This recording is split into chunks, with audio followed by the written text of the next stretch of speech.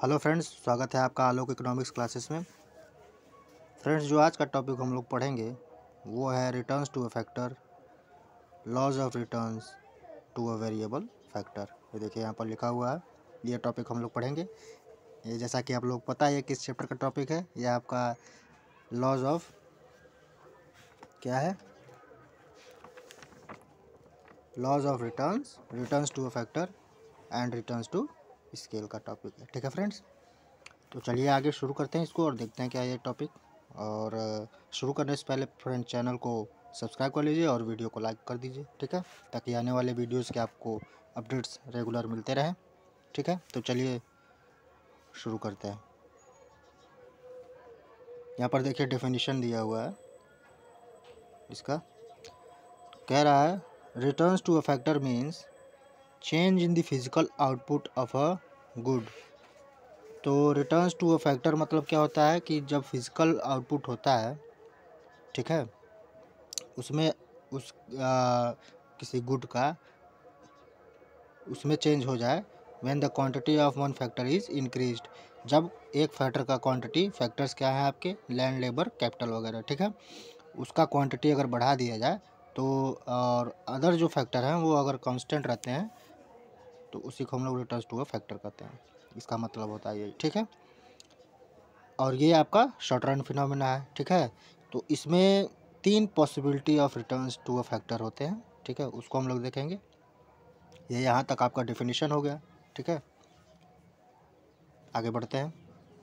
पहला देखिए क्या है possibility, increasing returns to a factor, ठीक है। ये क्या होता है, increasing returns to a factor refers to a situation in which, ये वो सिचुएशन है जिसमें additional unit of the variable factor add होते हैं more and more to the total output, ठीक है। अगर additional unit of the variable factor अगर हम ज़्यादा से ज़्यादा ऐड करें तो आपका टोटल आउटपुट भी बढ़ जाएगा, ठीक है।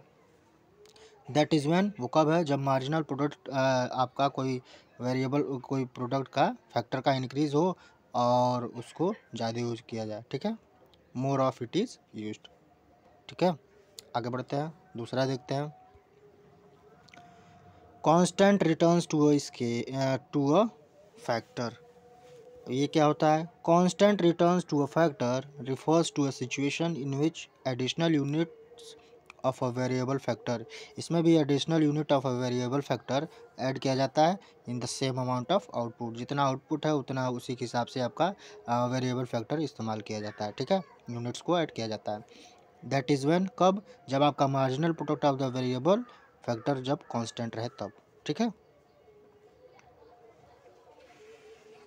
तीसरा देखिए क्या है, तो तीसरा स्टार्ट करने से पहले फ्रेंड मैं आपको बता दूं कि इस लेक्चर का नोट्स आपको टेलीग्राम चैनल पर मिल जाएगा, जिसका लिंक मैं डिस्क्रिप्शन में डाल दूंगा। और इंस्टाग्राम पर आप मुझे फॉलो करिए, ठीक है।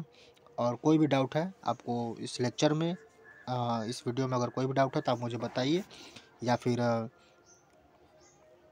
आप किसी टॉपिक पर वीडियो चाहते हैं, ठीक है, फ्यूचर में, या आप कोई सजेशन देना चाहते हैं तो आप मुझे टेलीग्राम और यूट्यूब के कमेंट बॉक्स में या फिर इंस्टाग्राम, तीनों पर बता सकते हैं।